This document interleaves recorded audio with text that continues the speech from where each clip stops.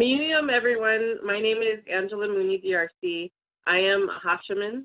My ancestral homelands are in what's now known as Orange County, California. I'm coming to you here today from unceded Tongva homelands in what's now known as Los Angeles, California. I always like to start my presentations with this image of California that shows tribal ancestral homelands throughout the state.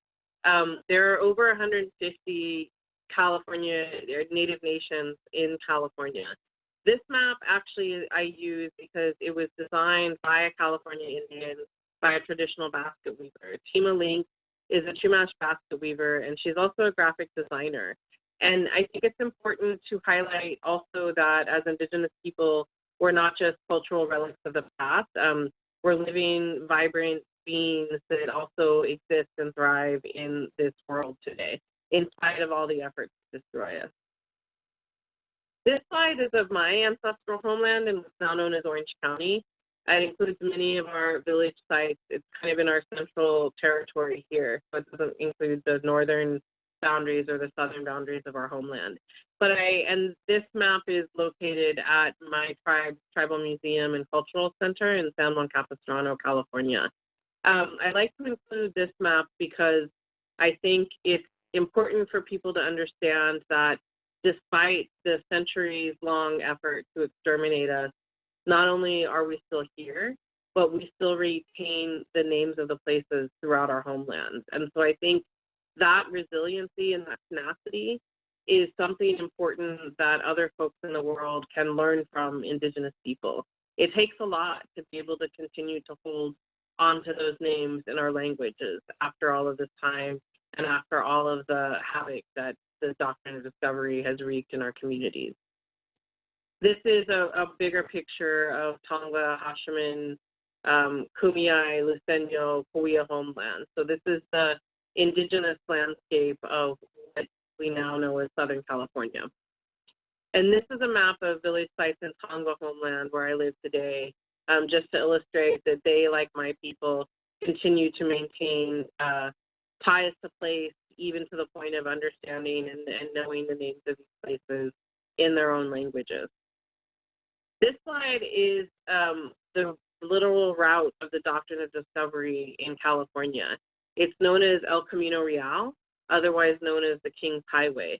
So this is the route that Junipero Serra took when he, under the edict of the Pope, came to colonize and vanquish and destroy the savages, otherwise known as my people and other California Indians.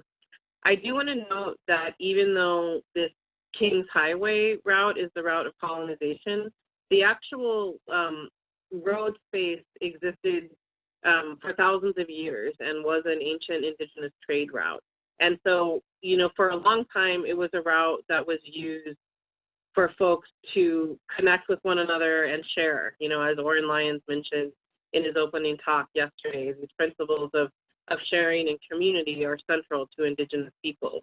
And so that route, via colonization and the doctrine of discovery, was marred and twisted into this imperialist highway that was bent on destroying our cultures and taking our land. The roots of climate colonialism in California really do come from that mission era. And as information on this slide says, what took ecologically in terms of ecological changes to the landscape over 300 years in Mexico was accomplished in the course of a single lifetime in California. In less than 70 years, the ecological landscapes of my homelands and the homelands of other California Indians was so dramatically changed that it was virtually unrecognizable.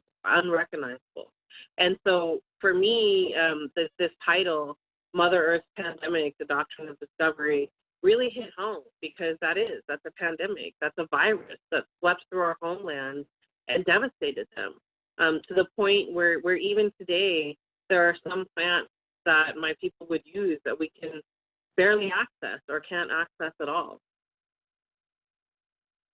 That climate colonialism manifested, as it always does, in a call for the genocide and extermination of California Indian people. This quote comes from the first governor of California under U.S. rule, and it comes from his inaugural governor address. And in it, as you can see, he's calling for the genocide of California Indians. This slide demonstrates the financial investment of the state and of private militias in the destruction of California Indians.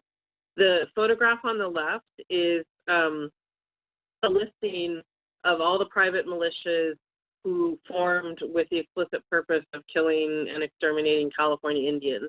And it shows the dollar amount in 1850 dollars that these private militias requested reimbursement from the state. And then the final column shows how much the United States government reimbursed the state of California.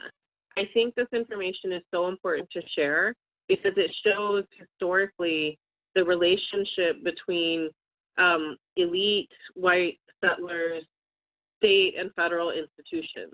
And I think that you can see that same relationship emerging throughout this current federal administration, right? When the leader of the United States says that there are very good people on both sides in response to white supremacist Nazi killing of people who are peacefully protesting, we're not that far off from what these graphs show. The picture on the right shows in present day dollars what that amount looks like. And so were we to calculate the dollar amount spent today, we could say that the state of California was spending about $14 million over the span of 3 years to destroy California Indian people. This slide looks at more contemporary manifestations of climate colonialism in California and illustrates the far-reaching effects of the doctrine of discovery. The picture on the right is an image put together by Frac Tracker and NRDC, and it shows, maps out all the extractive industries for oil in California. As you may notice, it may look familiar because it's essentially the same geographic space that the El Camino Highway, the Kings Highway took.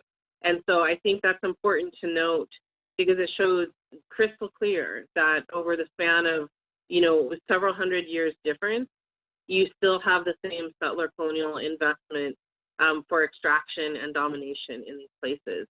And the area that's in yellow on this slide is that's in Tongva and Hashiman homelands. And you can see in the little legend there that that's anywhere from 1,000 to 10,000 new wells put in. So the amount of extraction that continues to take place via this, doctrine of discovery and domination is mind-blowing, and it continues to wreak havoc on our planet. The image on the right is an image of in Tongva homelands. It's off the coast of Long Beach, and this is the offshore oil rigs, and the whale in front of them.